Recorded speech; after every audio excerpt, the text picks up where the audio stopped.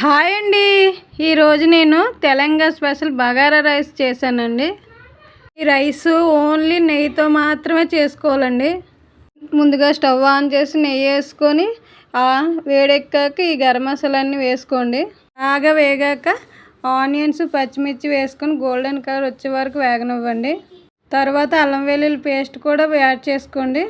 తర్వాత గంట సేపు నానబెట్టుకున్న బాస్మతి రైస్ని వేసి బాగా మసాలా పట్టేలా వేపుకోండి. నెయ్యి స్మెల్ బాగా వచ్చేలా వేపుకోండి. ఈ రైస్కి పుదీనా కొత్తిమీర బాగా ఎక్కువగా వేసుకోవాలండి.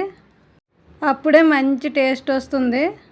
తర్వాత టేస్ట్ తగ్గట్టు సాల్ట్ వేసి ఒక గ్లాస్ రైస్కి గ్లాసున్నర వాటర్ వేసుకోండి.